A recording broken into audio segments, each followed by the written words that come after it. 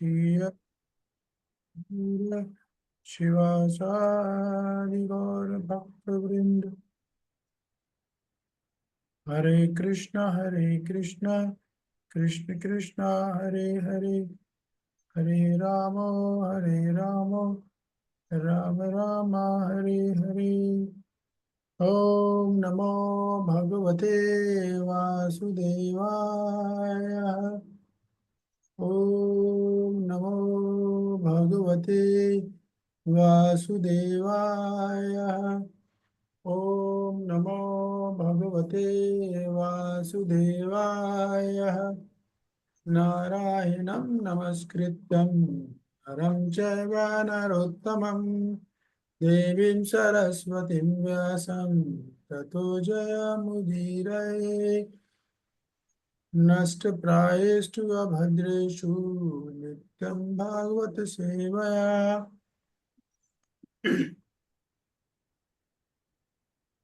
नित्यं भागवत सेवया भगवत उत्तमा श्लोकी भक्तिर्भवति नष्टिकी। कृष्णाय वासुदेवाय देवकी नंदनाय च नन्दगोपकुमाराय गोविन्दाय नमो नमः। गोविन्दाय नमो नमः। गोविन्दाय नमो नमः। हरे कृष्णा कृष्ण कृष्णा हरे हरे, हरे राम राम राम हरे हरे। नमस्ते श्री श्री कृष्ण सच्चिदानंद रूपाय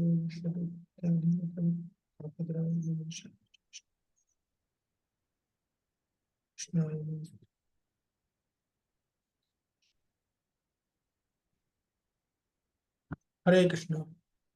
तो स्वागत है आप सभी लोगों का हमारे साथ आज के सत्र में, जहाँ हम चर्चा कर रहे हैं भगवत गीता अध्याय 3 श्लोक क्रमांक 38 तक अपने कल चर्चा कर ली थी शनिवार को पिछली क्लास में। तो दो काम कर सकते हैं। एक तो ये है कि आपको जो मित्र गणेश क्लास में बहुत आवाज कर रहे हैं पंखे ना। तो जो भक्त लोग आते हैं आप उनको कॉल कर सकते हैं, आपको जो परिचित हैं फ्रेंड्स हैं, क्योंकि आज मैं मैसेज देना भूल गया। वैसे देने की आवश्यकता नहीं है, मुझे लगता है शायद मैंने आदत खराब कर दी है ग्रुप में मैसेज डालने की। होना ये चाहिए कि जिस दिन नहीं उस दिन डालना चाहिए, लेकिन मैं रोज डाल देता हूँ, ये गड़बड़ हो रही है। तो समय तो फिक्स है हमारा, रोज 6 से 7, मंडे टू फ्राइडे, हफ्ते में 5 दिन।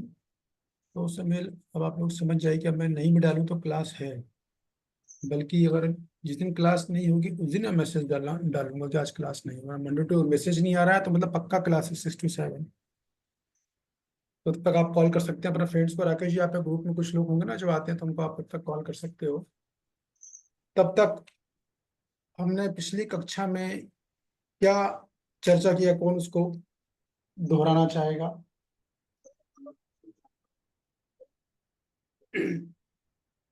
याद है किसी को? श्लोक सामने है आपके।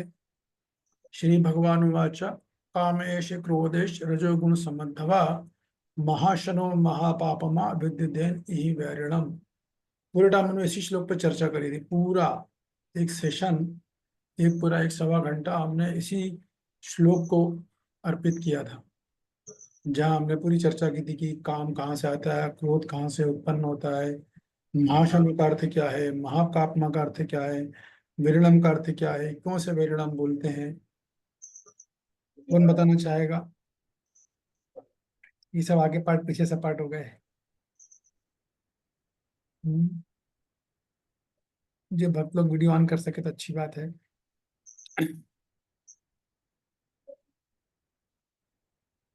क्या बात है भाई, कोई नहीं है? राकेश प्रभु क्या हुआ? मेरा पानी ले लूं?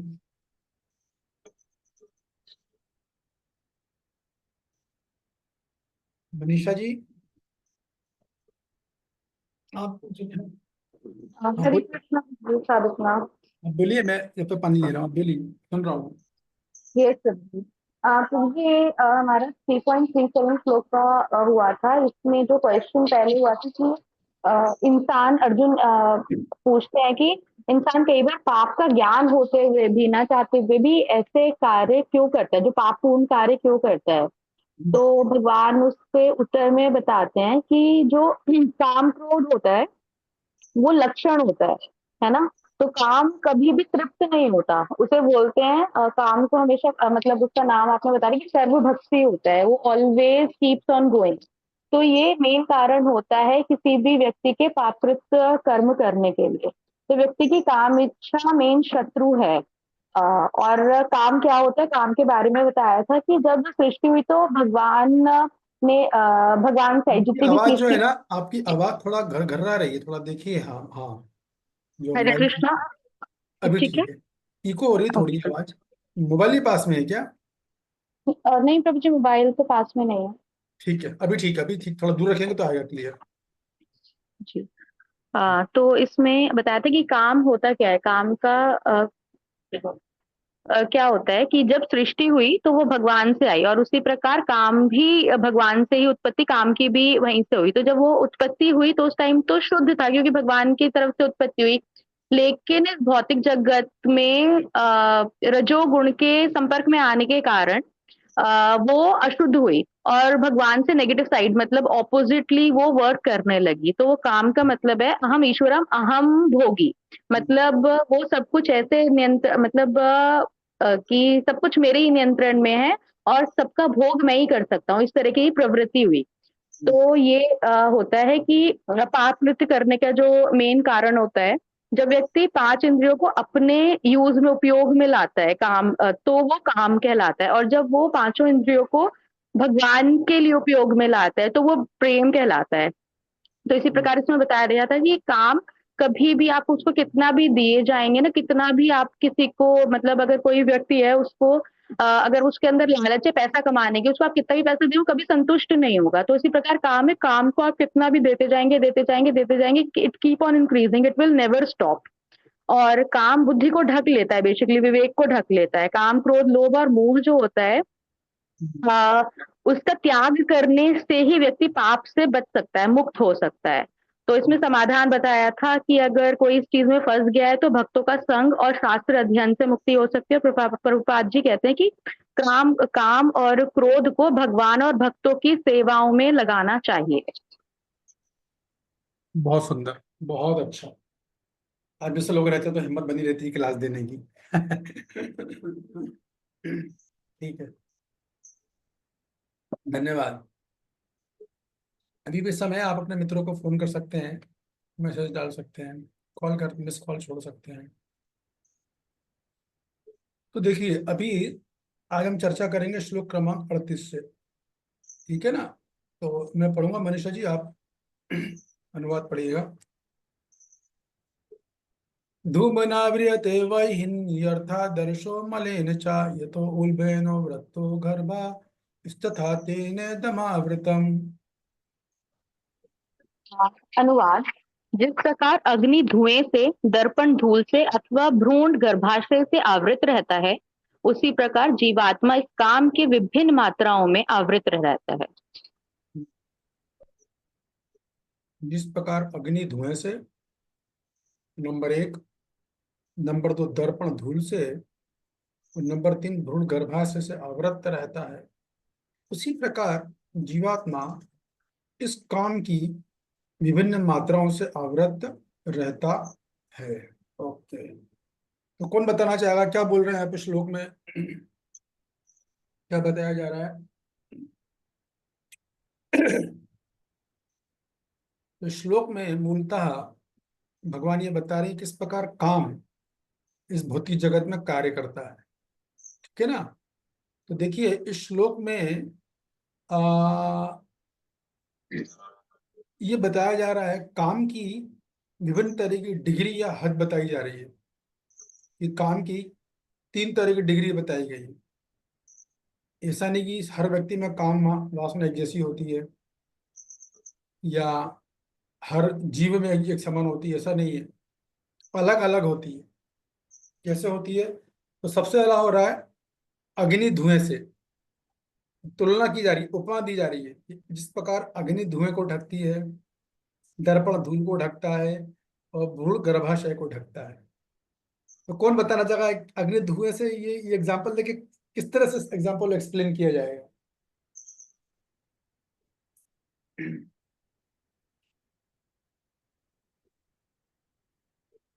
तो देखिए, इसमें आप समझिए इस बात को, एग्जाम्पल देके बताया जा रहा है कि काम विभिन्न विभिन्न मात्रा में अनेक जीवों को ढकता है।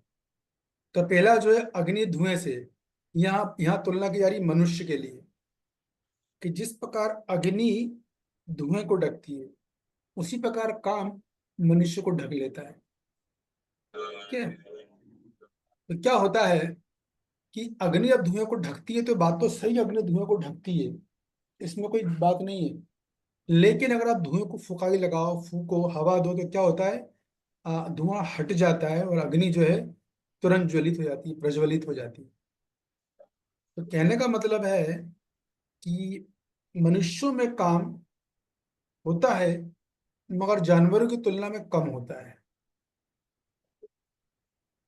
पहला एग्जाम्पल मनुष्य के लिए, दूसरा एग्जाम्पल दर्पण से धूल जानवरों के लिए, और तीसरा एग्जाम्पल भ्रूण गर्भाशय से, ये वृक्षों के लिए। ऐसा समझो आप, ये तीन एग्जाम्पल तीन अलग अलग जीवात्माओं के लिए है। तो अग्नि अब धुआं को ढकेगी, तो ऐसा थोड़ी कि धुआं इतना ढक देगी, इतना ढक देगी कि अग्नि जल ही नहीं पाए, ऐसा नहीं होता है। आप हवा देकर धुएं को हटाकर अग्नि फिर से प्रज्वलित कर सकते हो, अर्थात आप फिर भी अपना भोजन काम बना लोगे, काम कर लोगे। इसी प्रकार हालांकि मनुष्य की चेतना में काम होता है, लेकिन उसके पास फिर भी गुंजाइश होती है कि वो उस काम से ऊपर उठ सकता है, साधु गुरु शास्त्र की कृपा से, फिर कितना ही हो, उठ सकता है। नंबर दो, दर्पण धूल से। तो जिस प्रकार धूल अगर दर्पण में जम जाती है, तो फिर आप जो है चेहरा नहीं देख सकते, आपको चेहरा नहीं दिखेगा।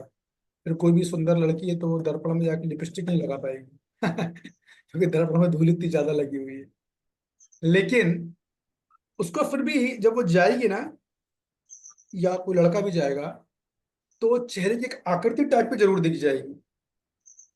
जैसे मेरे कंप्यूटर में चेहरा नहीं दिख रहा है, मेरे एक परछाया दिख रही कि मेरा चेहरा किस साइज का है, लंबा है कि गोल है कि चौकोर है, किस साइज का, वो आइडिया लग जाता है उसको। तो उस प्रकार जानवरों में काम होता है, वह काम भी होता है, वासना भी होती है। एक्चुअली काम अलग है, वासना अलग है, वो बताने का नहीं, बताऊंगा इनमें क्या अंतर है। तो जानवरों में भी होती है, लेकिन वो मनुष्यों से अधिक होता है, किंतु वृक्षों से कम होता है।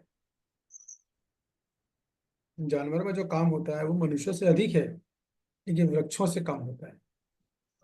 तीसरा है भ्रूण गर्भाशय को, इसकी तुलना की जा रही है वृक्षों से। तो देखिए, आपको पता होगा, अच्छे से पता होगा, भ्रूण गर्भाशय से, भ्रूण जब किसी स्त्री के गर्भवती होती है, तो भ्रूण जब आता है, तो क्या होता है, पूरी तरह गर्भाशय से ढका रहता है, इतना टाइट रहता है कि वो भ्रूण आधा इंच भी आगे पीछे ऊपर नीचे हो नहीं सकता।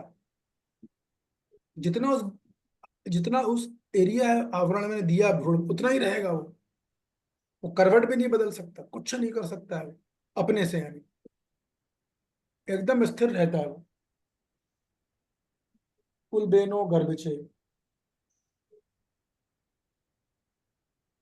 तो लेकिन उसी प्रकार वृक्षों की स्थिति होती है, वृक्ष अपनी जगह से जरा भी हिल नहीं सकते, वैसे के वैसे रहते, कितनी सर्दी हो कितनी गर्मी हो, हिल नहीं पाएंगे। ऐसा नहीं कितनी गर्मी पड़ रही तो चलो भाई छाया में चले जाए, जानवर जा सकता है।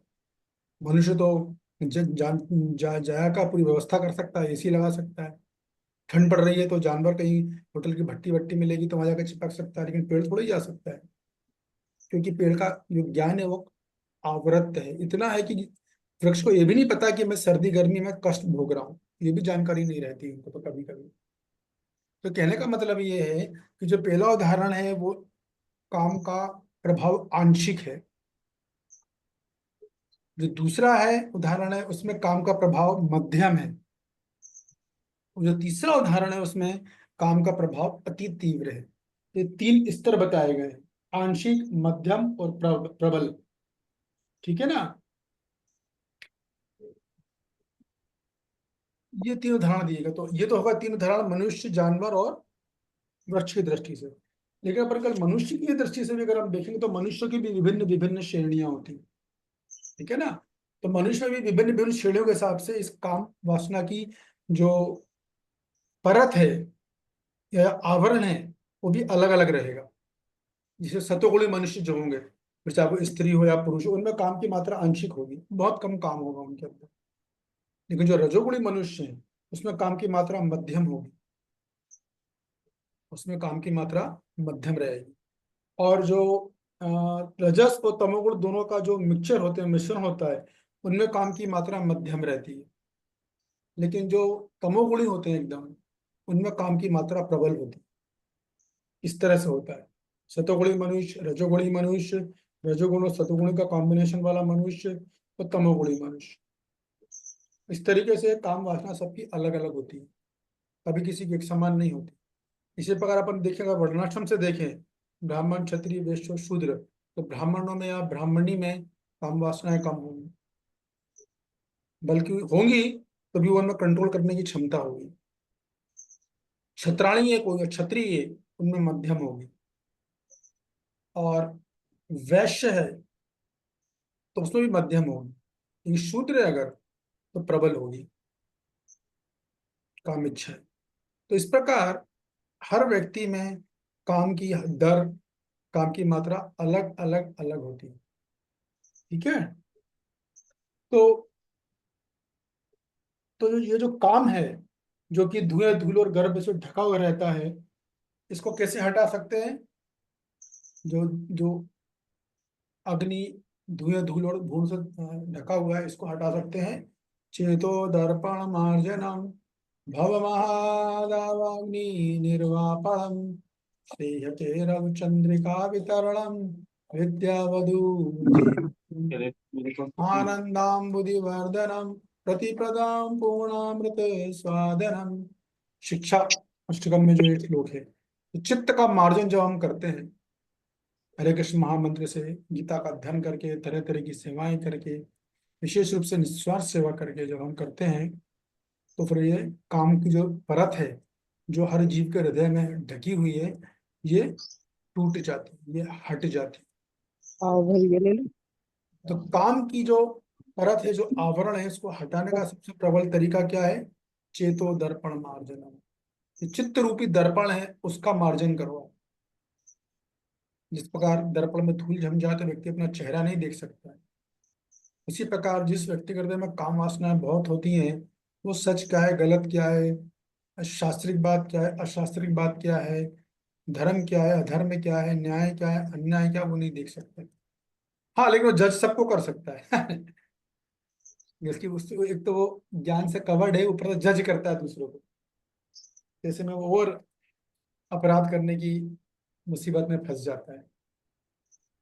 तो इस प्रकार आवरण की तीन कोटियां होती हैं, जिनसे जीवात्मा की जो शुद्ध चेतना है वो ढकी रहती है।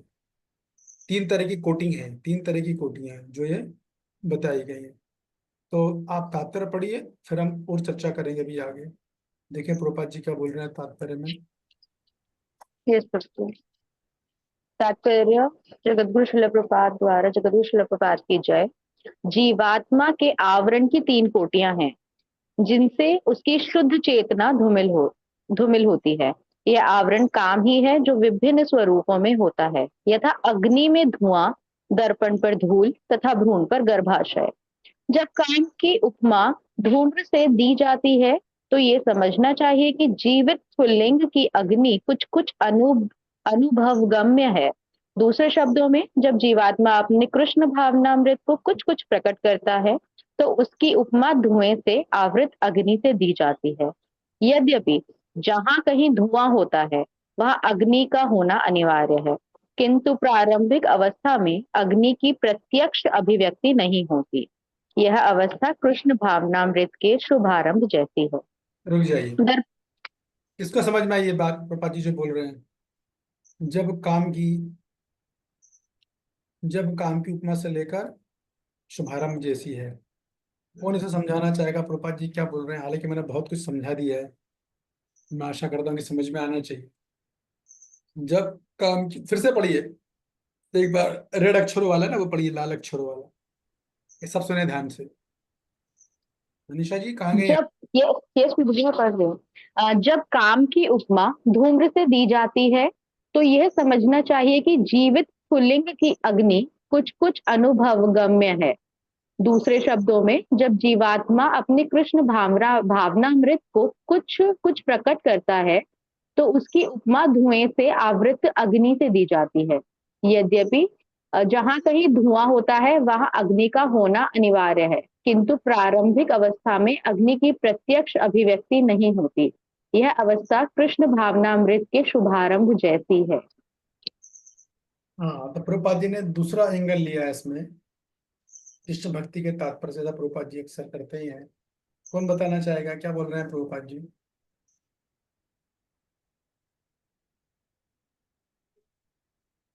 बोलिए राकेश प्रभु। हरे कृष्ण प्रभु जी, दंडवत प्रणाम। दंडवत प्रभु प्रणाम। जी, यहाँ प्रभुपाद अग्नि के माध्यम से बताना चाह रहे हैं कि धुआं जो है वो प्रारंभिक अवस्था है अग्नि का, यानी कि धुआं हटेगा तो अग्नि प्रज्वलित हो भी सकती है, और धुएं के साथ वो छुपी रहती है। वैसे ही जब कृष्ण भावना भावित व्यक्ति जब भक्ति शुरू करता है तो काम उसका छुपा हुआ रहता है, वो कभी कभी प्रकट भी हो सकता है। तो यही उदाहरण के साथ दोनों के बीच जो कंपेयर किया गया है वो यही कंपेरिजन है प्रभु जी। शुरुआत तो सही रही, लेकिन जो बाद में आपने बोला ना वो ठीक नहीं है, वो अपोजिट बोल दिया आपने। एनीवे, अब आप समझ जाओगे, आप खुद ही समझ गए आप। यस मनीषा जी बोलिए। तो जी यहाँ पे प्रभुपाद जी ने ये अग्नि और धुएं की उपमा मतलब उनका कंपैरिजन इस तरीके से किया है, जैसे स्टार्टिंग में अगर कोई भक्त मतलब कोई कृष्ण भावना भावित होने के थोड़े से भी लक्षण प्रकट करता है तो उसको धुएं की तरह उसको लिया गया है, मतलब उनके आगे कृष्ण भावनामृत अग्नि प्रज्वलित होने के पूरे चांसेस हैं। पूरा एग्जैक्टली। कंप्लीट हुआ है तो ऐसे करके बताया गया है। सही, ऐसा नहीं है कि धुएं की तुलना काम से की गई, नहीं, धुएं की तुलना जो की गई है, धुएं और अग्नि की तुलना, धुएं की तुलना काम से की गई और अग्नि की तुलना कृष्ण भक्ति की अग्नि से की गई। तो हालांकि धुआं है, लेकिन कहने का मतलब ये है कि जैसे ही वो कृष्ण भक्ति करना चालू करेगा तो उसकी अग्नि प्रज्वलित हो जाएगी। जैसे अग्नि अगर तेज तरीके से जलती तो धुआं भाग जाता है, धुआं फिर खत्म हो जाता है ना। ठीक वैसे ही जैसे वो कृष्ण भक्ति करेगा तो फिर जो है उसका काम रूपी धुआं खत्म हो जाएगा। ये बात है। और प्रभुपाद जी ये भी बोल रहे हैं कि देखो कि शुरू शुरू में तो अग्नि एकदम तुरंत थोड़ी प्रज्वलित होती। अगर आप चूल्हा जला रहे हो, गैस थोड़ी है, चूल्हा आप जला रहे हो तुरंत थोड़ी ना अग्नि प्रज्वलित होगी, पहले धुआं ही आता है। लेकिन फिर जब आप अग्नि को जलाते रहो, वायु मारते रहो, तो फिर जो है अग्नि प्रज्वलित हो जाती है, धुआं चले जाता है। तो उसी प्रकार कृष्ण भक्ति से जो है कामरूपी में धुआं चले जाएगा। प्रभुपाद जी इस डायरेक्शन में बोल रहे हैं। मैंने जो बोला था वो आचार्यों के डायरेक्शन में बोला था, प्रभुपाद जी ने इस डायरेक्शन में लिया था, पर इस तरीके से लिया, ये बहुत अच्छे तरीका है, इस तरीके से बताया। अब वही दूसरे का बोलेंगे, इसको ध्यान से सुनिएगा, फिर मैं पूछूंगा। बोलिए, पढ़िए आगे। दर्पण पर धूल का उदाहरण मन रूपी दर्पण को अनेकानेक आध्यात्मिक विधियों से स्वच्छ करने की प्रक्रिया के समान है। इसकी सर्वश्रेष्ठ विधि है भगवान के पवित्र नाम का संकीर्तन। गर्भाशय द्वारा आवृत भ्रूण का दृष्टांत असहाय अवस्था से दिया गया है, क्योंकि गर्भ स्थित शिशु इधर उधर हिलने के लिए भी स्वतंत्र नहीं रहता। जीवन की यह अवस्था वृक्षों के समान है। रुक वृक्ष जाइए, भी बस बस ठीक है, तो दोनों उदाहरण एक साथ बोल दिए, दर्पण और धूल और गर्भाशय। तो दर्पण और धूल को कौन बताएगा? ये तो आसान है एकदम, इसमें तो कुछ कठिन नहीं है। दर्पण और धूल को कौन बताएगा? हम्म, दर्पण पर धूल का उदाहरण। अरे इतना टफन लग रहा है, इतना कठिन है क्या? तो लगना तो बिल्कुल सिंपल है भाई, दर्पण धूल तो इस्कॉन में तो पहले दिन से जानते हैं। बताइए धर्म धारिणी माता जी, स्वागत है आपका, बहुत दिनों बाद आए आप, वेलकम। पर मुझे पता है ना लग रहा मुझे क्लास का। क्लास का हरे पता, कृष्ण। अभी आप पता सुन लो कि क्लास का मतलब है मैसेज आया नहीं आया। हरे सोमवार कृष्ण से प्रभु जी, शुक्रवार 6 से 7। प्रभु जी अब कोशिश मैसेज, करूंगा। अब मैसेज तभी आएगा जिस दिन क्लास नहीं होगी। ठीक जी है। प्रभु जी। अगर अब पहले क्लास का मैसेज आता था, अब क्लास नहीं होने का मैसेज आएगा, तो मैसेज अगर नहीं आ रहा था मान के चलना क्लास है। ठीक है। ठीक है प्रभु। ठीक है ओके, प्रभु जी। अब बोलिए। प्रभु जी जैसे कि ये बताया गया ना, जैसे कि दर्पण में धूल जम जाती है तो हमारा चेहरा साफ नहीं दिखता। जब उसकी धूल हट जाती है तो हमारा चेहरा साफ दिखने लग जाता है। इसी प्रकार जैसे हमारा हृदय है उसमें भी वो धूल जमी हुई है, हम्म, और जब वो धूल हट जाती है तो हम भी मतलब हमारा जो हृदय साफ हो जाता है तो हम कृष्ण भावना अमृत में मतलब अच्छे से भक्ति करने लग जाते हैं। ठीक है। तो अपन दर्पण में धूल हटाते तो किसी कपड़े की सहायता से हटाते हैं, तो हमारे जी, हृदय में जो धूल जमेगी उसको कैसे हटाएंगे? हरि नाम से। हाँ, बस यही बात बोली है, ये उदाहरण है, रूपा जी ने इस डायरेक्शन में लिया है। गुड। जी तीसरा प्रभु। है, अनिता जी बताइए। तीसरा उदाहरण है गर्भाशय का, गर्भाशय और भ्रूण का। इसको कैसे जोड़ा प्रभुपाद जी ने? कौन बताएगा इसको? गर्भाशय द्वारा आवृत भ्रूण का दृष्टांत असहाय अवस्था से दिया गया है। ये गर्भ स्थित शिशु इधर उधर हिलने की स्वतंत्र नहीं रहता। जीवन की यह अवस्था वृक्षों के समान है। वृक्ष भी जीवात्मा है, उनमें काम की प्रबलता को देखते हुए ने ऐसी योनि मिली है। देखिए, आपको मैं बता दूं कि वृक्षों में वो सोच सकता है वृक्ष में कहाँ से काम आ गया। तो ऐसा नहीं है। सबसे अधिक काम वृक्षों में पाया जाता है। और मैं भी बता दूं आपको कि जो लोग अक्सर अगर नग्न रहते हैं तो वो अगली योनि में वृक्ष बनते हैं। तो ये प्रकृति का ही नियम है कि भाई आपको शरीर दिया गया था कपड़े ढकने के लिए, मनुष्य का शरीर। अब आप वो शरीर यूज कर रहे हो बिना कपड़ों के रहने की आदत आपने डाली हुई है, तो उसके लिए फिर ये शरीर नहीं है, उसके लिए फिर दूसरी योनि है, वो वृक्ष की शरीर है। वहां आपको शर्ट पैंट टाई पहनने की जरूरत नहीं है, तो आप जो है उसमें रहो। ऐसा होता है।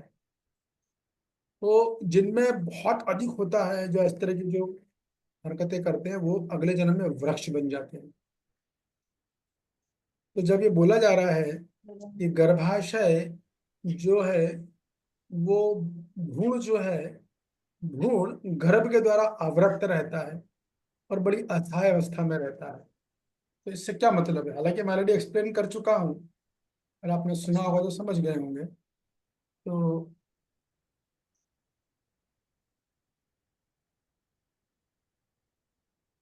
कौन बताएगा सर, क्या एनालॉजी है इसकी? यस, मन्या माता जी बताइए। हरे कृष्ण प्रभु जी, दंडवत प्रणाम। प्रणाम जी, माता जी। इसका इसका एग्जाम्पल हमें वही पेड़ से दिया जा रहा है कि जो पेड़ किसी भी जगह से हिल नहीं सकता है। आपने अभी बताया जैसे कि सर्दी हो, गर्मी हो, बारिश हो, कुछ भी हो, तो इस वजह से उसका एग्जाम्पल हमें भ्रूण का पेड़ के साथ तुलना की गई है। बहुत बढ़िया। तो प्रभु जी, ये इसलिए कहते हैं, मेरे ख्याल से ये वाला वाक्य था कि जब गोपियां नहा रही थी तो वो वहां पे बिना कपड़े, तो प्रभु ठाकुर जी ने शायद अभिशाप दिया था कि तुम अगले जन्म में पेड़ बनो, कुछ इस तरह से है बात। तभी वो पेड़ों के रूप में, तभी पेड़ों का स्वरूप आया था। अच्छा अच्छा, हो सकता माता जी, हो सकता, मेरे को तो इस विषय में जानकारी नहीं है। लेकिन अच्छा, आपने जो एक्सप्लेनेशन दिया बिल्कुल सही दिया है इसी पेड़ संबंध में। पेड़ के साथ संबंध। ठीक। अब मेरे को एक बात, प्रश्न आप सभी लोगों से है कि देखिए, प्रभुपाद जी ने पहला उदाहरण को कृष्ण भक्ति से कनेक्ट किया है ना। पहला उदाहरण क्या था? अग्नि और धुएं को। दर्पण और धूल दूसरा उदाहरण, उसको भी कृष्ण कृष्ण भक्ति से कनेक्ट किया। तीसरे वाले को क्यों नहीं किया?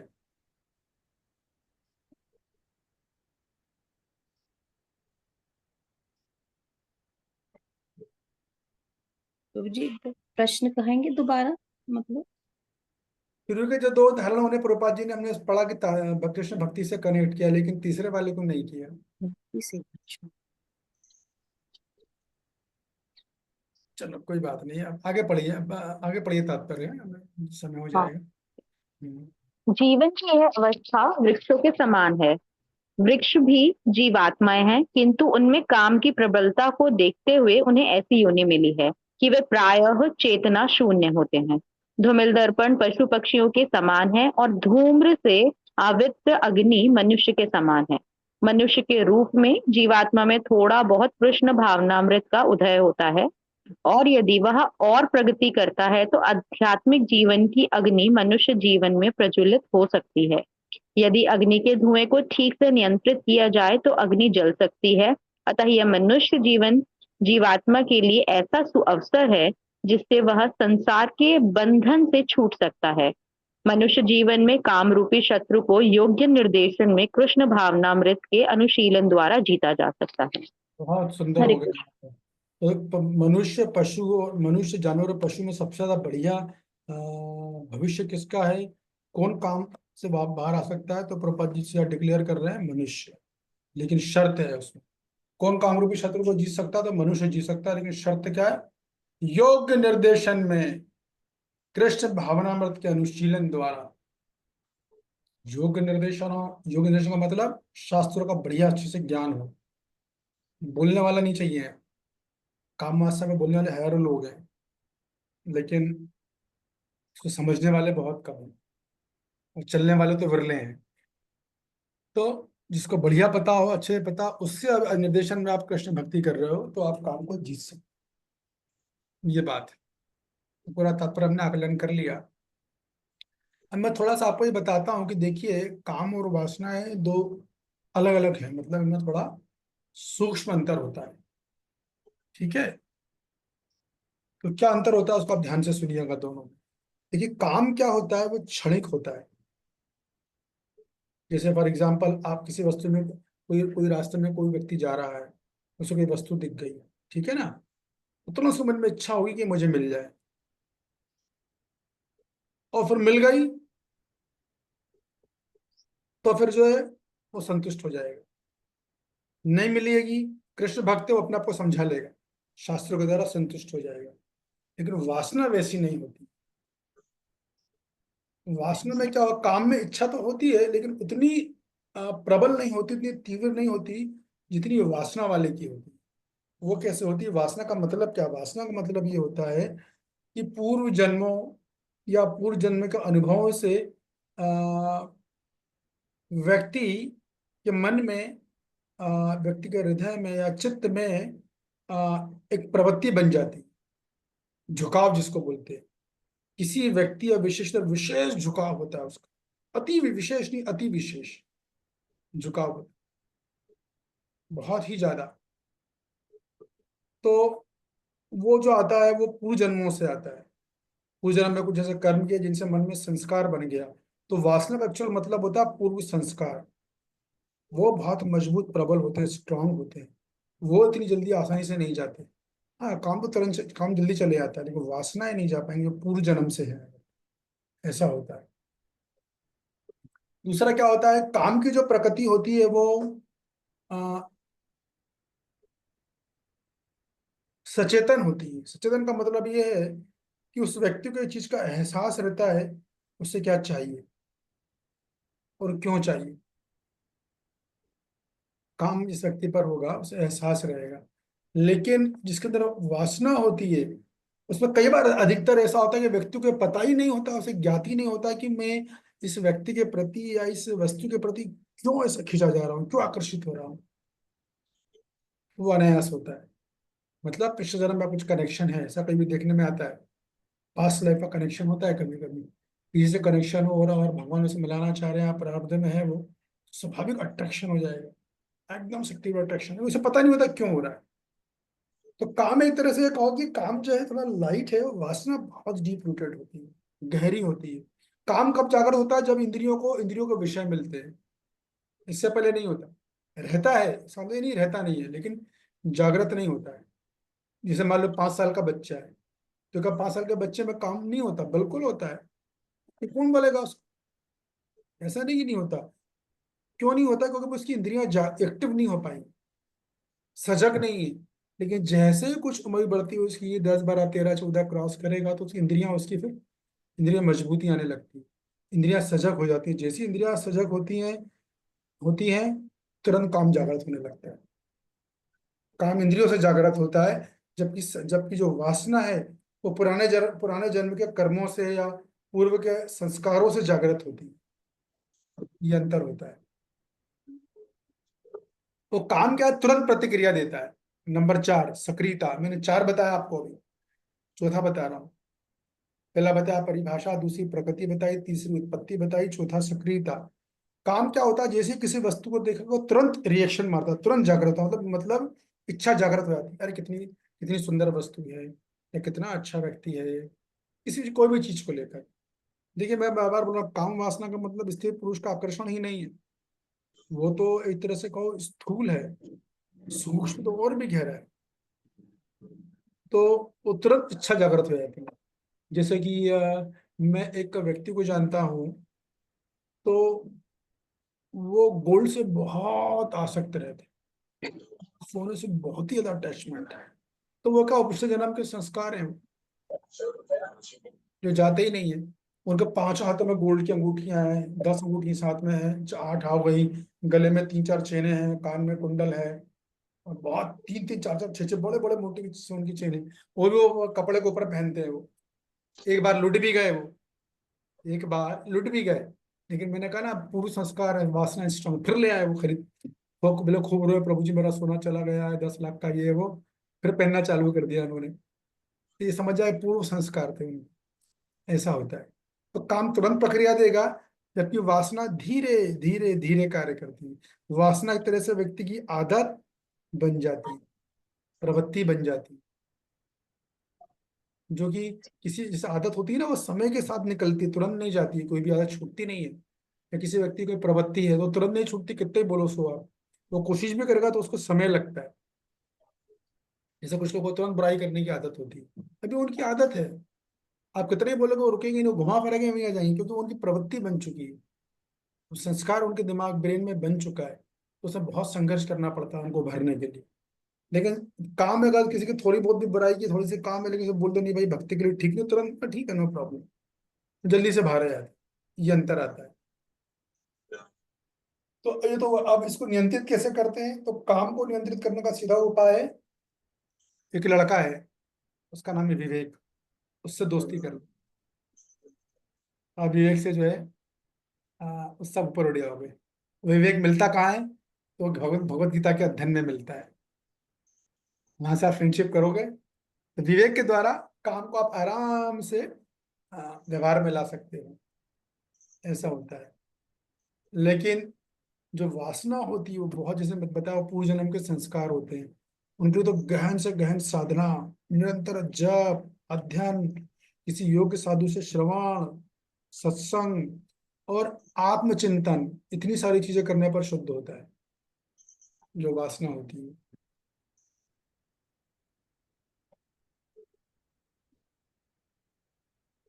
तो काम कहाँ से उत्पन्न होता है, काम और क्रोध रजोगुण से, इस हमने पिछली क्लास में चर्चा किया था। लेकिन जो वासना होती है ना, तो वो योग शास्त्र में उपनिषदों में बताया गया है, मैंने देखा भी था, पढ़ा भी था इसको। तो वासना का जो स्रोत है वो है मन और संस्कार, वहां से आती है वो संस्कार, बेसिकली पूर्व जन्म के संस्कार से वासना होती है, इसलिए बहुत गहरी होती है।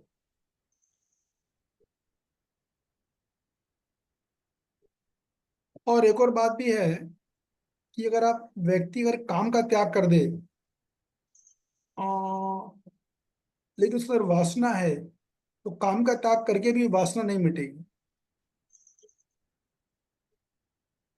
लेकिन अगर वासना का शुद्धिकरण हो गया तो काम स्वतः ही समाप्त हो जाता है। ऐसा भी होता है। तो काम जो है वो सतह पर स्पष्ट दिखाई देता है, ऊपरी सतह पर है। जैसे मानो कि समुंदर है, समुद्र पानी की ऊपरी सतह है, वो काम है। लेकिन गहराई जो है एकदम, वो होती है वासना। वासना गहराई में होती है, छिपा हुआ होता है, वो तुरंत नहीं उभरती है, बड़ा अंतर है। वासना तुरंत नहीं आएगी, काम तुरंत आ जाएगा।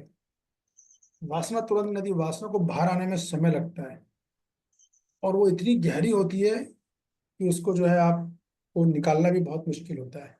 जैसे आपको उदाहरण, एक सरल उदाहरण से समझा देता हूँ कि मान लो आप मार्केट पे जा रहे हो, आप में से रसगुल्ला किसको पसंद है, किसके प्रिय व्यंजन है रसगुल्ला, सफेद वाला? हम्म? अरे खीर, स्वीट राइस किसको पसंद है? रेजदा है। ओह, आपको पसंद है, मन्या मत ये पसंद है, वेरी गुड। खीर वाले बहुत है भाई, राकेश प्रभु भी है, वाह। तो सपोज करो अब आपको कुछ पता नहीं, आप गए और आपने देखा खीर, खीर को आपने देख लिया घर में, बाजार मार्केट में, तो क्या होगा, तुरंत इच्छा जागृत होगी, अरे वाह खीर खाई जाए, एकदम याद आ गई उसकी। तो ये काम है। लेकिन अगर किसी को मीठा खाने की आदत ही है, बार बार उसे मीठा खाने की आदत है, उसका झुकाव वही है, इसको बोलते हैं वासना। आप एक बार खीर खा लो, कितनी प्रभु जी, एक दो ना खा ली, बस मन भर गया, इससे ज्यादा नहीं खाना, दूसरा नहीं नहीं नहीं, हो गया बस। इतनी इच्छा की इच्छा थी वो, थोड़ा बहुत एक दो ना खा लिया, खत्म हो गया काम, प्रसाद ही खा लिया। लेकिन वासना तो आदत है, हैबिट है, एक का छाला वो भी खाऊंगा, बर्तन में भर के लेके जाऊंगा वो अलग, फ्रिज में रख के फिर खाऊंगा तो वो वासना हो जाती है। ये अंतर है, आपको समझ में आएगा। काम जो है वो हल्का होता है, ऊपरी सतह पर होता है, मगर वासना बहुत गहरी होती है, वो आदत होती है, संस्कार होता है।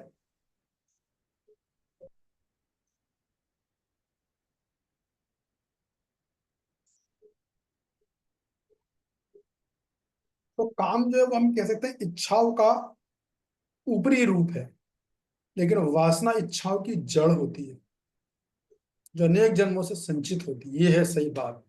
जड़ और फूल, वृक्ष में फूल कितना समय रहेगा, एक मिठाई का एग्जाम्पल दिया, एक लिख लो आप फूल और जड़ का। फूल ज्यादा देर नहीं टिकता, फूल गिर जाएगा एक समय के बाद ऑटोमेटिक, लेकिन जड़ कभी नहीं जाती है। जड़ तो नहीं जाती है, खासकर से वो होता है ना एक वृक्ष बॉम्बे का बांस, उसकी जड़ तो जाती नहीं है। जला दोगे आप अग्नि तो लगता है कि जल गया, लेकिन वो बारिश गिरेगी फिर इसकी जड़ में कोपल आती है, फिर पनप जाता है। ये बात है। इस तरह से मैंने आपको काम और वासना में अंतर बताया है। फॉर एग्जाम्पल अभी आप क्लास सुन रहे हो, तो क्लास सुनते सुनते सुनते कैसे का मैंने विचार है, अरे वाह, बहुत दिन हो गए पिज्जा नहीं खाया, आज प्रभु जी ने पिज्जा की बात भी क्लास में करी थी, अब तो पिज्जा खाना है, इच्छा जागृत हो गई, तो ये काम है, ये चीज काम हो गई। लेकिन किसी की बराबर आदत ही है बेकरी का आइटम खाने की, almost almost every day every second day से पिज्जा बर्गर चाहिए ही, कोको कोला चाहिए ही चाहिए, जो कि आजकल आप यंग पीढ़ी में देखोगे कॉमन हो गया एकदम। ये वासना से आता है, ये वासना से आता है। किसी को तली भुनी चीजें खाने की आदत है, हैबिट है, क्यों नहीं जा रही है, तो उसके पूर्व जन्म के संस्कार ऐसे हैं कि नहीं जा रही। लेकिन कृष्ण भक्ति इतनी पावरफुल है कि काम वासना दोनों को खत्म कर सकती है, बस सही डायरेक्शन में किया जाए। या एक और चीज बताता हूँ, बड़ा प्रैक्टिकल उदाहरण।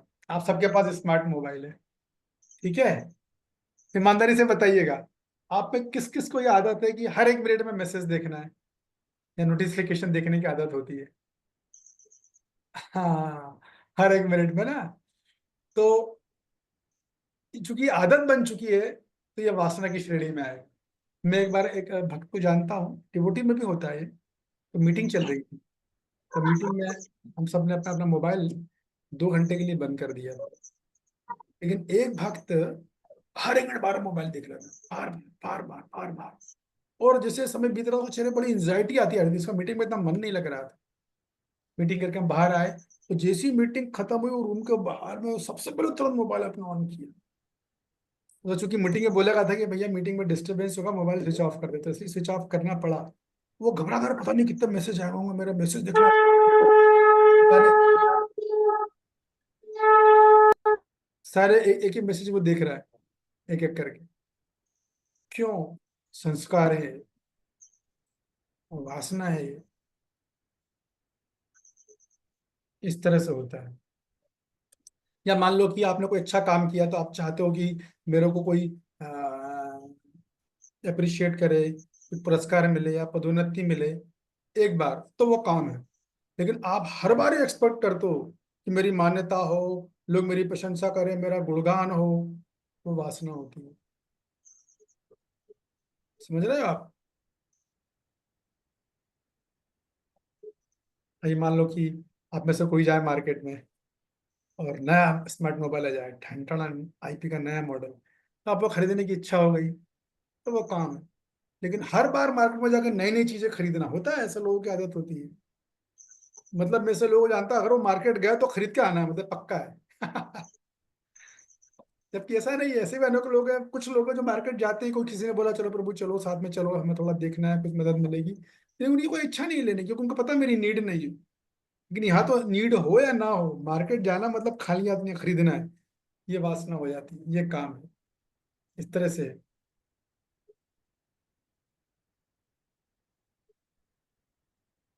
तो कुल मिलाकर काम जो एक तत्कालिक इच्छा होती है, जो किसी व्यक्ति को देखकर, किसी वस्तु को देखकर अनायास प्रकट हो जाती है, जबकि वासना गहरी प्रवृत्ति होती है, एक आदत होती है, जो पूर्व जन्मों के संस्कारों से विकसित होती है और ये हमारे व्यवहार को प्रभावित भी करती है।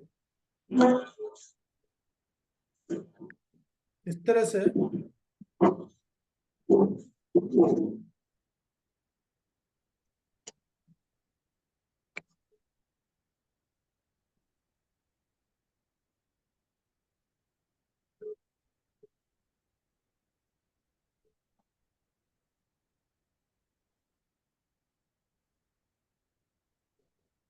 से अंतर काम और वासना में होता है।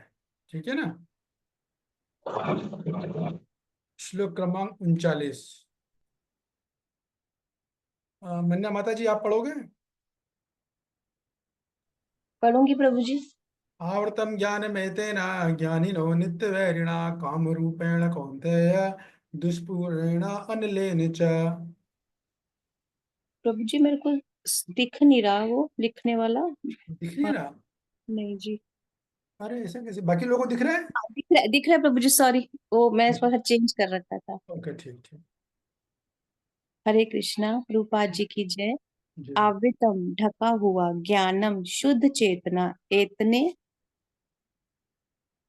इससे ज्ञानिन ज्ञाता का, नित्य वैरिणा नित्य शत्रु द्वारा, काम रूपेण काम के रूप में, कौन्तेय हे कुंती पुत्र, दुष्पुरेण कभी भी तुष्ट न होने वाली, अनलेन अग्नि द्वारा च भी। इस प्रकार ज्ञानमय जीवात्मा की शुद्ध चेतना उसके कामरूपी नित्य शत्रु से ढकी रहती है, जो कभी भी तुष्ट नहीं हो पाता, अग्नि के समान जलता रहता है। तात्पर्य, मनुस्मृति में रुक कहा। जाए रुक जाए रुक जाए। देखिए, यहाँ पर बोल रहे आवर्तम ज्ञान में तेना। आवर्तन हमें अवतरित कर देता है, ढक लेता है। किसको? ज्ञान में तेना। बड़े बड़े ज्ञानियों को, जो ज्ञान वाले होते हैं, जिनको अच्छा ज्ञान है, जिनकी चेतना अच्छी, ऐसे से ज्ञानिनों, ऐसे से ज्ञानियों को भी काम ढक लेता है। आवर्तम ज्ञान में तेना ज्ञानिनो नित्य वेणा। बड़े विद्वान जो ज्ञाता है, उनका भी नित्य वैरी है काम। तो मूर्खों की तो बात ही छोड़ दो। ये बात बोल रहे हैं, आवर्तम ज्ञान में तेन। आवर्तम मतलब काम, ज्ञानी ज्ञान को भी ढक लेता है, और ज्ञान के अलावा बड़े बड़े ज्ञानियों का भी नित्य वैरी है, क्योंकि उनका भी विवेक भ्रष्ट कर देता है। काम रूपेण कौन्ते, या ये काम ऐसी वस्तु है कौन्ते, दुष्पूर्णेन अनिलेन च, यह अग्नि के समान जलता रहता है, कभी तुष्ट नहीं होता। मतलब जैसे पिछले श्लोक में हमने किया था ना, महाशनो महापापमा। महाशनो है दुष्पूर्ण, मतलब कितना ही करो आप। कुछ दार्शनिक फिलोसोफर बोलते हैं ना, जो इच्छा खूब पूरी करो, इतनी पूरी कर लो, इतनी पूरी कर लो कि इच्छा ही खत्म हो जाए। गलत है एकदम फिलोसफी। गीता के सिद्धांत के अनुसार ये फिलोसफी गलत है। ऐसा नहीं होता है। आप जितना तुष्ट करोगे उतना वो मांगेगा। ये दिल मांगे मोर वाला है काम। कितने ही दो, कभी थकेगा नहीं। तो काम कभी संतुष्ट नहीं होता है, इसलिए इसे दुष्पूर कहा जाता है, दुष्पूरेण। और इसकी वासना की तुलना, ये तो काम हो गया है ना, काम रूपेण कौन्ते है दुष्पूर्ण अनलेन च। और वासना जो होती है, उसकी तुलना अग्नि से की गई है। इसको समझ लो आप। अग्नि से क्यों की गई? अग्नि में कितना ही धन डालो आप, अग्नि कभी ये नहीं बोलेगी नहीं अब बहुत हो गया भाई, थक गए, अब जला नहीं पाएंगे, नहीं। आप 1 लीटर डालो, 1 टैंकर डालो, 100 टैंकर डालो, अग्नि सबको भस्म कर देगी। वैसे ही काम होता है। तो यहाँ पर एक तरह का संकेत ये मिलता है कि देखिए, केवल ज्ञान प्राप्त करना पर्याप्त नहीं है। केवल ज्ञान प्राप्त करना, शास्त्र का ज्ञान करना भी पर्याप्त नहीं है। उसमें भक्ति का होना अनिवार्य है। और भक्ति नहीं होगी तो काम, वासनाएं हावी हो जाएंगी, और बड़े बड़े ज्ञानियों को भी हर लेंगी। लिखा है ना, ज्ञानी नो नित्य वैरिणा आवर्तन ज्ञान में तेना। ज्ञानियों को भी ढक लेती। तो ज्ञान भी ऐसा नहीं है ज्ञान नहीं चाहिए, ज्ञान चाहिए। ज्ञान मतलब भगवत ज्ञान, भगवत गीता का ज्ञान, श्रीमद् भागवतम का ज्ञान। साथ में भक्ति भी चाहिए। दोनों साथ में चाहिए, तब काम बनेगा आपका, नहीं तो नहीं बन पाएगा। है कि नहीं? भक्ति मतलब भगवान के प्रति, भक्त के प्रति प्रेम भाव, सेवा का भाव, ये भक्ति है। देखिए, काम का सीधा रिलेशन डायरेक्ट सर्विस से है। अगर काम ज्यादा है, आप उतना अधिक सेवा कीजिए, शास्त्र अध्ययन कीजिए, नाम जप कीजिए, और जब जब मौका मिले सेवा कीजिए, संतों की, साधुओं की, जहां जब मौका मिले। ये सबसे आसान तरीका है सेवा करना, संतों की सेवा इजिएस्ट वे। शायद भी सब लोग नहीं पढ़ पाते, कभी कभी गृहणियों को भी इतना समय नहीं मिल पाता कि नाम जप को 64 माला कर पाए। तो जितना कर सके उतना तो करें, ईश्वरा तो फिर मिनिमम करना ही है, क्लासेस भी अटेंड करना है। इसके अलावा सेवा नहीं छोड़नी चाहिए, वो बहुत प्रसन्न कर देती है। अगर हम लोग इन चीजों में कमजोर है, साधना में कमजोर है, अध्ययन में कमजोर हो लग रहा है हम हो रहे हैं, तो सेवा, साधु संत की सेवा में आगे बढ़ जाना चाहिए। वो बहुत पावरफुल है, उनके आशीर्वाद से, उनकी कृपा से बहुत जल्दी। एक्चुअली वैसे भी ये मैं बता रहा हूँ, ये वासना है खुद के भजन साधन से कभी जाने वाली नहीं है, निश्चित है, कभी आगे आएगा शायद। जब तक कि, क्या है वो श्लोक, जब तक कि उस श्लोक में याद नहीं आ रहा, रसा भजम रसो अभजम कौनते, जब तक कि उच्चतर रस न मिल जाए। वो चीज तभी छूटती है जब आदमी को उससे श्रेष्ठ चीज मिल जाती है। मान लो कोई, अभी आप लोग मंदिर जाओ, अब मंदिर का वहां पे एक भिखारी बैठा है, बोल रहा माता जी कुछ खाने को दे दो। आपके पास 3 सूखी चपाती थी, आपने दे दी, तो वो खाएगा कि नहीं खाएगा? वो जरूर खाएगा। लेकिन उसी टाइम अगर दूसरा व्यक्ति चले और वो राजभोग की थाली ला दे तो क्या करेगा? उसे पता भी नहीं चलेगा उसे रोटी कब छोड़ दी, उसे देख के थाली पे लपक जाएगा। वैसे ही है, जब तक भक्ति का उच्चतम रस नहीं मिलेगा तब तक ये चीजें नहीं जाने वाली। बिल्कुल प्रैक्टिकल बता रहा हूँ मैं आपको, एकदम प्रैक्टिकल है। हरे और वो कृष्ण। रस कहाँ से मिलता है? सेवा से। कौन सा श्लोक है? श्लोक विषय भागवत में। विषय विनिवर्तते, हाँ, विषय विषय निवर्तन्ते निरहार सिद्धेन रसो प्रसन्न कुंजे परम दृष्टा निवर्तते। वासुदेव कथा रुचि स्वान महत सेवया। वासुदेव कथा रुचि आनी चाहिए। वो कैसे आती है? स्वान महत सेवया, साधुओं की सेवा से नारद मुनि को आ गई थी। वो बहुत पावरफुल। तो ये सब चीजें हैं।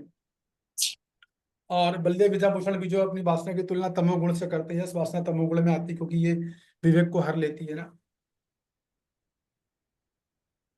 और क्या करती है? केवल विषयों को नहीं बल्कि विषयों से तो, विषयों की तरफ तो लेके ही जाता है ये काम, उल्टा भगवान से भी विमुख कराता है। ये बोलते हैं बलदेव विद्याभूषण, ये बताते हैं इस बात। और रमणाचार्य जी अपनी टीका गीता भाष्य में बोलते हैं कि इस काम से जो निकलना है आपको, वासना से अगर निकलना है, तो केवल एक ही तरीका, साधु गुरु शास्त्र को समर्पण करो। केवल वैराग्य से या ज्ञान से नहीं निकल सकते हैं। बहुत विरला हो कोई तो निकल जाए, अदरवाइज आपको पता है शबरी मुनि का और विश्वामित्र मुनि का।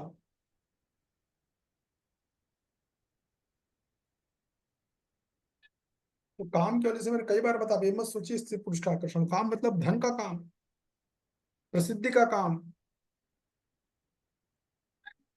भक्तों की सेवा करते हैं उसमें भी काम रहता है। काम मतलब का बदले में कुछ चाहना। एक बार क्या हुआ कि एक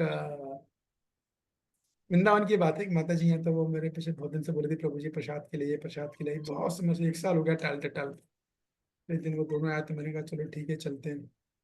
तो मैं एक ब्रह्मचारी को लेकर गया, तो बढ़िया उन्होंने खूब अच्छा खाना बनाया था, 3-4 सब्जियां। उन्हें पता था मैं होटल बैकग्राउंड का हूँ, और जानकारी भी अच्छी रखता हूँ, बनाता भी अच्छा हूँ, खाने में भी बिल्कुल एक्सपर्ट हूँ। तो उन्होंने बढ़िया खूब सारी 3-4 सब्जियां और खीर भी, पूरी पूरी थाली ला के रखी थी।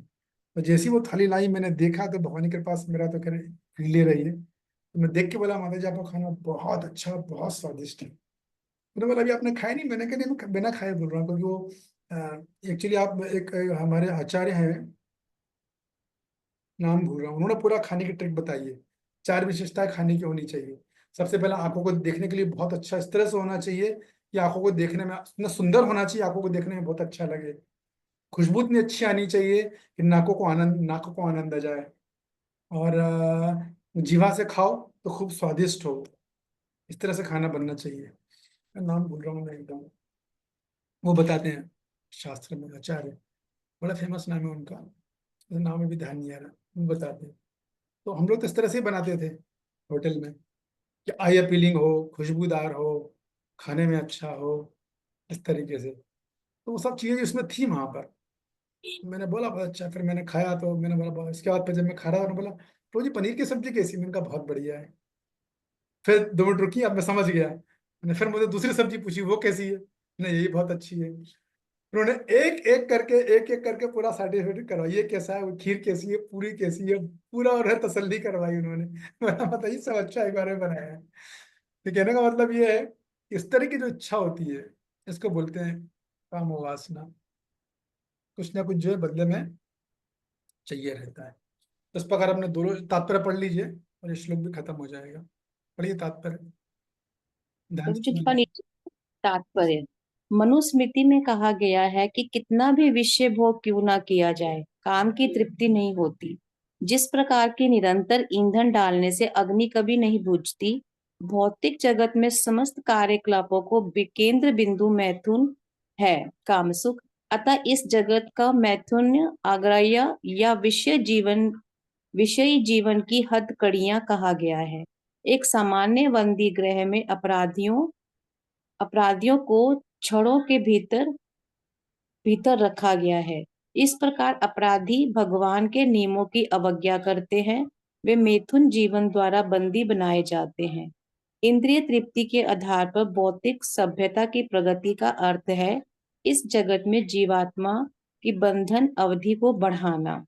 अतः यह है काम अज्ञान का प्रतीक है, जिसके द्वारा जीवात्मा को इस संसार में रखा जाता है। इंद्रिय तृप्ति का भोग करते समय हो सकता है कि कुछ प्रसन्नता की अनुभूति हो, किंतु यह प्रसन्नता की अनुभूति ही इंद्रिय भोक्ता का चरम शत्रु है। हरे कृष्णा। क्या कोई प्रश्न? कृष्णाय वासुदेवाय हरे परमात्मने कृष्णाय गोविंदाय।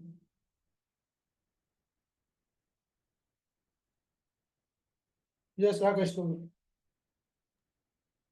प्रभु जी इन दोनों को नियंत्रित करने का तो आपने बताया प्रभु जी, बहुत अच्छे से बताया प्रभु जी। प्रभु जी मैं ये जानना चाहता था कि इनको भगवान की सेवा में कैसे लगाया जाए। और है इसमें कौन सी कठिन काम है भाई? मैंने बताया था ये बात। सपोज करो किसी के अंदर बड़ी इच्छा रहती है, काम है कि उसे कोई भी काम करे तो वो चाहता है कि मैं बड़े पैमाने पे करूं या बार बार प्रशंसा लूं। तो ठीक है, करो, प्रभुपाद जी की पुस्तकें बांटो आप। वो जो सेवा आप ले रहे हो, जो भी सेवा आप कर रहे हो, उसको बहुत उत्साह से, बहुत उत्सर्जित तरीके से करो। और ये मान के करो कि इससे जो भी फल आएगा, जो प्रशंसा आएगी, वो मेरी नहीं है। पिछले साल अगर मैंने 100 पुस्तक बांटी थी तो उसे बड़ा उत्साह से करो। उसमें उसको बढ़ाओ, 150 पुस्तक बांटो, 200 पुस्तक बांटो। इस तरह से इच्छा को बोलते हैं ना, काम इच्छा, उस इच्छा को बढ़ाओ। मतलब उस परिणाम को बढ़ाओ, लेकिन बदले में अब एक्सपेक्ट मत करो, या एक्सपेक्ट कम से कम करो। इस तरह काम को भगवान की सेवा में लगा दो। यही प्रभु जी है ना सबसे महत्वपूर्ण, की अपेक्षा नहीं रखना। ये अपेक्षा जो टूट जाए हाँ, ना प्रभु जी, यही करेक्ट। सबसे बड़ा ये है नियंत्रण ये प्रभु जी। ये दो चीजें हैं इसमें। अपेक्षा तो सेकंड है। मैं ये बोल रहा हूँ कि पहले उसको वॉल्यूम को बढ़ाना है। जी। वॉल्यूम बढ़ाना एक तरफ, वो सेवा की मात्रा को आप बढ़ाइए और फिर अपेक्षा नहीं रखिए, या कम से कम अपेक्षा कीजिए। ये दो चीजें हैं। वॉल्यूम का हिंदी मुझे नहीं आ रहा, मतलब उस चीज की मात्रा को बढ़ाओ आप। मात्रा मात्रा हो गया प्रभु जी। हाँ, उसको मात्रा को बढ़ाइए और फिर अपेक्षा मत रखिए। अगर आप मात्रा नहीं बढ़ा रहे तो अपेक्षा क्या रखोगे? बराबर है। कभी कभी ये हमें फील होने लगता है ना कि हम बहुत सेवा करते हैं या हम बहुत ज्यादा भक्ति में हैं, या भक्ति से भी उत्पन्न अपराध हो जाते हैं प्रभु जी। यस यस यस यस, बिल्कुल बिल्कुल हो जाता है। ये तो क्या है, ये तो रहता है। यस, बताइए शिल्पा पाल जी, अनम्यूट किया। हरे कृष्ण प्रभु जी, सादर प्रणाम। प्रणाम। प्रभु जी मेरा क्वेश्चन ये था, जैसे आपने ही क्वेश्चन पूछा था हमसे बीच में, कि जो आपने अग्नि और धूल वाला एग्जाम्पल और अग्नि और धुएं वाला एग्जाम्पल और दर्पण और धूल वाले एग्जाम्पल को प्रभुपाद जी ने भक्ति से कनेक्ट कर दिया, और जो थर्ड वाला जो एग्जाम्पल था जिसमें वृक्षों का बताया गया था, वो वाला क्यों नहीं करा? ये आपने ही क्वेश्चन पूछा था प्रभु जी, तो मुझे इसका ही आंसर जानना था प्रभु जी। पता नहीं कि मुझे ऐसा लग रहा था कि आप जरूर ये पकड़ोगी। हम छोड़ोगे। एक्चुअली क्या है कि असल में मैं उसमें स्पेकुलेशन नहीं मारना चाहता। तो मेरे को भी इतना क्लियर नहीं है, मेरे को भी इस पर थोड़ा रिसर्च करना पड़ेगा ये ऐसा क्यों हुआ। मगर फिर भी जहाँ तक ऐसा भी प्रतीत हो रहा है, हो सकता है कि मैं पूरी तरह, कुछ तो सही होगा, पूरी तरह सही तो नहीं लग रहा मेरे को। कि जनरली क्या होता है कि देखिए, मनुष्यों के पास तो, पपा जी बोल ही रहे हैं, आप सब जानते हो कि उनके पास कृष्ण भक्ति की संभावना रहती है बहुत हद तक। जानवरों के पास भी कृष्ण भक्ति की संभावना रहती है। कुत्ते को लोग प्रसाद देते हैं, भक्त लोग, है ना। लेकिन पशु वृक्ष के साथ इतना कोई बहुत ज्यादा स्कोप नहीं कि वो कृष्ण भक्ति को ग्रहण कर सके, ऐसा मुझे लग रहा है। लेकिन मेरे को भी इसको भी रिसर्च मारना पड़ेगा इसमें, ऐसा क्या बात है इसमें। लेकिन आचार्यों ने तो कुछ इस विषय में बोला नहीं है। प्रभुपाद जी ने अपना यूनिक पॉइंट दिया। आचार्यों ने इस तरह से उसको कृष्ण भक्ति से कनेक्ट ही नहीं किया, उन्होंने सीधा श्लोक को पकड़ा है। प्रभुपाद जी ने इसको कृष्ण भक्ति से कनेक्ट किया। ये प्रभुपाद जी ने अपनी यूनिकनेस दी है, ऐसा है कि मनुष्य जीवन में प्रभुपाद जी बोले कृष्ण भक्ति की अग्नि प्रज्वलित हो सकती है, धूल दर्पण में भी हो सकती है, जानवरों में भी प्रचलित। इसलिए शुरुआत तो हो जाती है वृक्षों की अपेक्षा। वृक्ष का संभावना बहुत कम हो पाती है, बराबर है। जी प्रभु जी, थैंक यू प्रभु जी। जैसे कि अपन देखेंगे, चैतन्य महाप्रभु गए थे झारखंड जंगल में ना, तो वहां पर उनके साथ मनुष्य तो थे ही, वो सब कृष्ण भक्ति कर रहे, कृष्ण प्रेम में डूब गए। जानवर डूब गए कृष्ण भक्ति में, शेर हिरण गले लग गए, सांप नेवले एक दूसरे को किस करने लगे, बड़ा होने लगा। ये वृक्षों का मेरे को ध्यान नहीं आ रहा, मतलब मेरे को ध्यान नहीं आ रहा एग्जैक्टली, इसलिए थोड़ा मैंने इसे पोस्टपोन किया था। मैंने कहा इस पर रिसर्च मारना पड़ेगा, पर बिना रिसर्च मारे मुझे ऐसा लग रहा है कि संभावना बहुत कम है वृक्ष होने में, लेकिन नहीं, क्योंकि उनकी चेतना बहुत ज्यादा ढकी हुई है ना, बहुत ज्यादा ढकी है। अभी उनको ये नहीं पता, गर्मी में धूप लग रही है, उनको पता नहीं रहता हम गर्मी में सड़ रहे हैं, तकलीफ उठा रहे हैं, नहीं रहता उनको ज्ञान। जो जीवात्मा है उसके अंदर, उसको नहीं ज्ञान रहता कि हम कष्ट में हैं। तो आत्मा जीवात्मा में काम का आवरण इतना मोटा हो गया है। मनुष्य में भी कभी भी देखते हैं तमोगुणी मनुष्य, तो उनको कुछ समझ में नहीं आता, कष्ट उठा रहे हैं पर वो मानते ही नहीं, अपने धुन में रहते, खाना खा लो पड़े रहो बस, या खाने के लिए 18 घंटे काम करो बस। मैं से कुछ लोगों को जानता हूँ, ये बड़ी तोंद हो गई उनकी, दिन भर काम करते हैं 18 घंटे, केवल एक उनको 2 किलो दाल और चावल मिल जाए इसके लिए। और क्यों करते हैं, सोचते 18 घंटे गधे की तरह काम नहीं करेंगे तो मालिक दाल चावल नहीं देगा, ऐसा है। यस नीलांचल माता जी। हरे कृष्णा प्रभु जी, दंडवत प्रणाम। यस प्रभु जी, इस चीज से याद आया कि जब कुबेर के पुत्रों को मणिग्रीव को श्राप मिला था, भगवान ने पेड़ यमला अर्जुन बन दिए थे, तो भगवान ने उनका फिर उद्धार किया था स्वयं आके। बराबर। तो इस कंटेस्ट में मुझे ये चीज थोड़ी सी याद आई। हाँ, लेकिन उस कंटेक्स्ट में ये बात क्लियर है एकदम कि भगवान ने जब पहली बार उन वृक्षों को देखा था भागवतम में, तो भगवान ने उनको इग्नोर कर दिया। फिर भगवान ने बोला नहीं, क्योंकि मेरा भक्त नारद मुनि ने अपना वचन दिया हुआ है कि मैं आके इनका उद्धार करूंगा। तो उसमें क्लियर लिखा हुआ है भागवतम में कि केवल नारद मुनि की इच्छा की पूर्ति के लिए, क्योंकि उनकी डिजायर थी, उनके शुद्ध भक्त ने इच्छा करी थी, इसलिए भगवान ने जाकर उनका कल्याण किया। ये बात स्पष्ट है एकदम, क्लियर है भागवतम में 10th कैंटो में। 10th कैंटो का शायद 10वां, हाँ 10वां चैप्टर है वो, 10वां, नलकवर मणिग्रीव का उद्धार। तो मैंने ग्रुप में आप लोगों से पूछा है कौन सा अगला का पाठ्यक्रम तैयार किया जाए, विष्णुदेव की प्रार्थना है या ब्रज चर्चा की जाए। ब्रज में वृंदावन मथुरा गोवर्धन कंप्लीट। तो अब मैंने वोटिंग डाली हुई, आप लोग वोटिंग कीजिएगा अपनी, तो पता चलेगा। और एक और बात मुझे याद आ गई, तो मैं भी आपसे रिक्वेस्ट करता हूँ कि जो मेरे वीडियोस होते हैं ना, आप में से जो लोग देखते हो या सभी को थोड़ा बहुत देखना चाहिए, तो कमेंट्स में से हरे कृष्णा ये नहीं लिखना चाहिए। कमेंट्स आपका स्पष्ट होना। जैसे एक दो भक्तों ने बहुत अच्छा कमेंट लिखा, डॉक्टर नीता शायद आज है नहीं, उन्होंने क्लियर क्लास के बारे में बोला। तो भले आप एक लाइन में लिखो या 2 लाइन में लिखो, क्लैरिटी होनी चाहिए कमेंट्स का, मतलब क्लास में क्या एक चीज जो आपको अच्छी लगी उसको कमेंट्स बोलते हैं। हमें हरे कृष्णा प्रणाम करना ये कमेंट्स में नहीं आता। तो आप लोग थोड़ा इसका ध्यान रखिए, अगर आप देख रहे हो तो कमेंट्स ऐसा डाला करिए। अब तो मैंने देखा चैनल ग्रो होने लगा है, ब्रज चर्चा काफी के सब्सक्राइबर बढ़ गए हैं। कितने लोग आप लोग गए नहीं है ब्रज चर्चा में अभी तक? ईमानदारी से हाथ उठाइए। कितने लोग ब्रज चर्चा में देखे नहीं? मेरे ख्याल 10-12 दिन से तो कोई नहीं गया होगा, लेकिन वो चैनल काफी ग्रो हो रहा है। हाँ, कितने, शायद 4000 सब्सक्राइबर हो गए उसमें, 4000 व्यूज भी बढ़े हैं उसके काफी। हाँ, किसी ने हाथ उठाया था ना, कोई कुछ बोलना चाह रहा था, हो गया? ठीक है, तो यही संतरों को हम सतरंत करें। हरे कृष्णा। कल फिर शाम को 6 से 7 मैसेज नहीं आएगा। मैसेज नहीं आया मतलब क्लास है। आप लोग अपने मित्रगणों को भी बोल सकते हैं ताकि वो भी लाभ उठाएं। ओके, हरे कृष्णा कृष्ण कृष्ण हरे हरे, हरे राम हरे राम राम राम हरे हरे। हरे कृष्ण। हरे कृष्णा प्रभु जी। धनरानी माता जी आते रहिएगा आप। हरे कृष्णा प्रभु जी जी, प्रभु दंडवत जी, प्रणाम। अब बड़े दिन हाँ होने जी लग प्रभु जी, अब बड़े आज दिन मेरी होने लग तबीयत गए नहीं प्रभु ठीक जी। है। कुछ बोल रहे अब बड़े रत्नाजी? दिन अब एक बड़े मिनट। दिन होने लगे ना, 7 बजे होगी अब। अच्छा अच्छा अच्छा, ठीक है। हाँ, तो अब टाइम मिल जाएगा। ओके ओके, ठीक है, बढ़िया है। और तो दूसरी क्लास है वो 6 बजे क्लोज हो जाएगी, फिर उसके बाद आप क्यों ज्वाइन हो जाएंगे अब। हाँ हाँ बिल्कुल, 6 से 7 मैंने इसलिए 6 बजे का समय रखा है। ठीक है प्रभु जी, धन्यवाद आपका। यस रंगनानी माता जी, आप कुछ बोल रहे थे क्या? हाँ जी, हरे कृष्णा प्रभु जी, मैं ये कह रही थी मेरी तबीयत नहीं आज ठीक थी, इसलिए मैंने नहीं वीडियो ऑन की है। कोई नहीं, कोई बात सुन तो मैं रही हूँ। नहीं। हाँ ठीक है, कोई बात नहीं। धन्यवाद आपका, फिर भी हरे सुन लो, ये कृष्णा, बहुत धन्यवाद। बहुत अच्छी बात है एकदम। ठीक है, हरे कृष्णा।